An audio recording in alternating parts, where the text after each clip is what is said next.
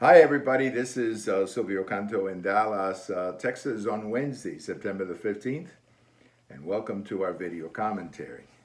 Well, the big story on the front page today has to do with General Milley, who is the Chief of Staff of the U.S. Armed Forces, and a story or an allegation that is being made in a new book by Bob Woodward. You may remember Bob Woodward. He's part of the Watergate duel, All the President's Men, many years ago. Woodward, over the years, has written many books, but there is a tendency on Bob Woodward's part that when he writes a book, they promote the book saying that there's this big story in the book.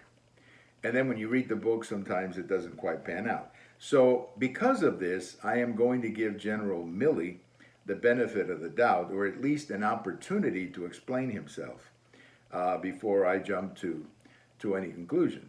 But the allegation is that General Milley acted outside of the chain of command and contacted his counterpart in China, warning him that President Trump could go crazy in these last few days and could actually start a war with China.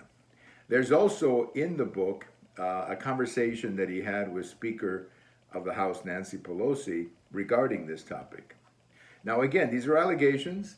I'm not sure that who the sources are for all of this. We'll find out when the book is finally published. But if, in fact, General Milley did that, he would probably be forced to resign and potentially have legal consequences because a general is not supposed to do that under our form of government.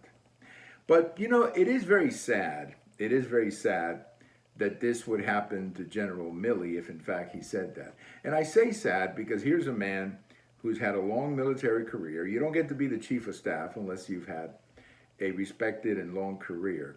But if he actually did this, then this is, I think, another example of Trump derangement syndrome and how Trump derangement syndrome has led some people to do some pretty stupid things, whether in the media, whether in the Democrat Party, the never Trumpers.